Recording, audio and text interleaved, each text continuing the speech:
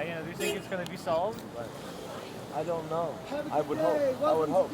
But speaking as someone who really cares about it, who's really passionate about it, I'm sure you are. What can we do to fix it? What can we do to make this a better world? I think what we can do is signal that violent solutions, such as advocated by Salafists, for example, the Muslim Brotherhood, by the Iranians, are not going to be successful. So I think it's really important that America signals the fact that it stands behind Israel, and Israel is standing behind America, and there's a strong alliance. And from that alliance, you can build stability, security, and then peace. Now, are you from Israel? I am not. What do you think about what he said, by the way? Yeah. I believe that America... What do you think about what he said? What he said? I think that America should be a separatist. And that I think that Israel has... America should be a separatist, did you say? Yes, America should be a separatist. Isolationist? Yes, absolutely. Absolutely. But I also believe that Israel has their rights, but not to take more land than what they already have. And that they should actually peel back the land that they have taken from Palestinian people and give more Palestinian people rights and freedoms and to tear down the wall. Anytime you see a wall, you see an oppression. Okay? Well, not necessarily. Good fences make good neighbors.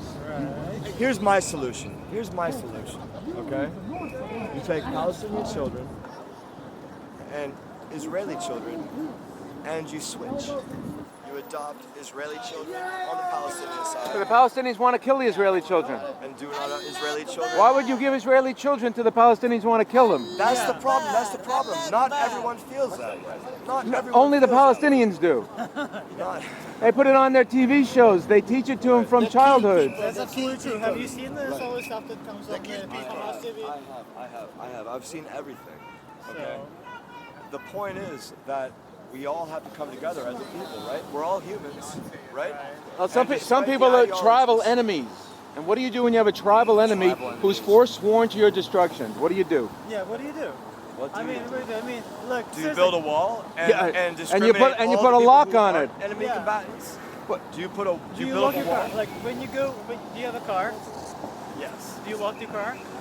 Sometimes, yeah. But you're denying other humans, the access to your car. Maybe it would be better if you could just have everybody drive everybody's cars. Seriously. That would be considered to be involuntary sharing. Well, what about the Israeli-Palestinian conflict? Like, tell me, why is it different with the Israeli-Palestinian conflict? There is animosity, so let's lock our cars. To bridge the gap between the two people. I agree, but let's see. So let's start from your car. Okay, so how do we do that? Let's start from your car. Start from my car. Yeah. I'll leave my car unlocked with you. Right, exactly. You wouldn't leave your bicycle unlocked. I will. It will be stolen. It will be stolen in 5 minutes. So let's but be that realistic. remark right there says that you have no faith in other people. I do. You have no faith in other people. No, I have experience in human nature. You have experience in human nature, but you have no experience and no faith in other people. You might have experience. You're talking about utopia, but we don't live there, and the Israelis certainly don't live there. But where does it start? It starts when the Palestinians stop preaching conquering Israel. Okay. And until they do, they're not ready for peace.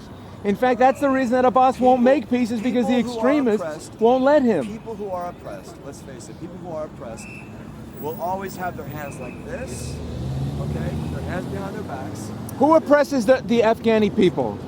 The Afghans. And the Americans. The Islamists, right? Americans. Oh, the Americans? The Americans. All right. The Americans oppress Afghani people. The Americans are not saving the people from the Taliban? What is a Taliban? All right. No, go on. It's something that was created by the Americans. And today, it wasn't created by the Islamists? It was created by the Americans. Okay. It was, yes. As a movement, you think as a movement it was created by us? But Islamism was not created by the Americans. Look, what I'm saying is that American policy is bad. Okay? American policy is bad for the world. Okay? We've known this. We've known this for 60 years.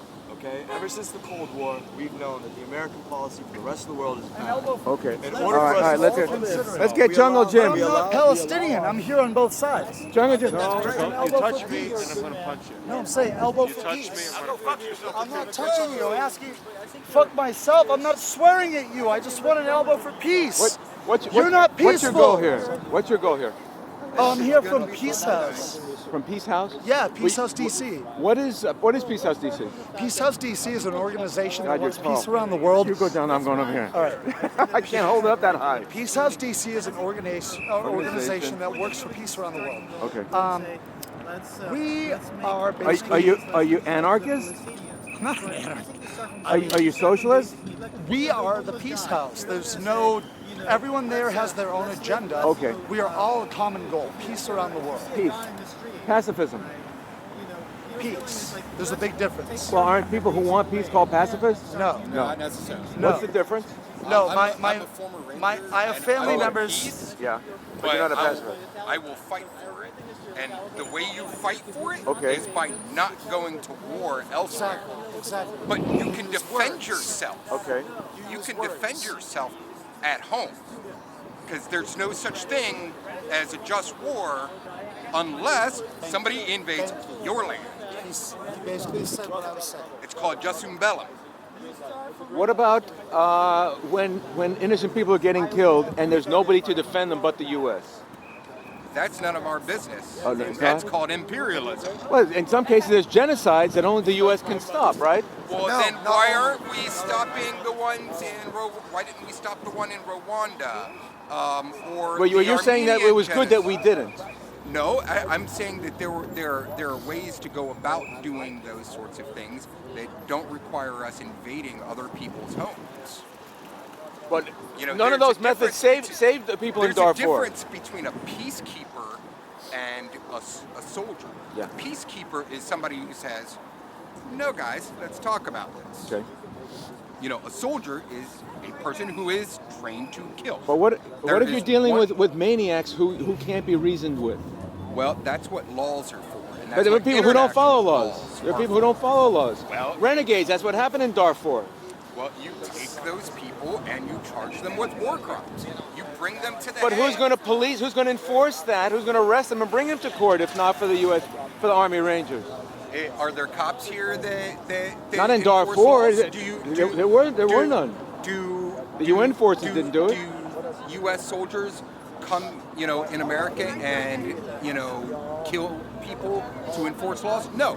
Police or organizations that are tasked with policing go out and they arrest people. Okay. If you're fired upon and it's defensive, great. Fire back. Do your job. Come home. Please come home. But you're saying genocides of other peoples are not our problem. They're the world's problem, and it should be dealt with by the UN, By the UN. who Okay. is tasked for that. Okay. It is tasked for world peace, Okay. Okay. not the U.S. We're a sovereign nation invading other sovereign nations. What's your name? Corey. Corey, and were you part of the Occupy AIPAC thing that was here?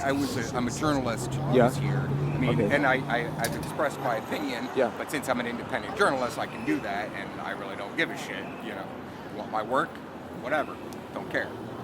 But, I'm on neither side. I've got great interviews from both sides, so, Okay, what's your last name? Clark, C-L-A-R-K.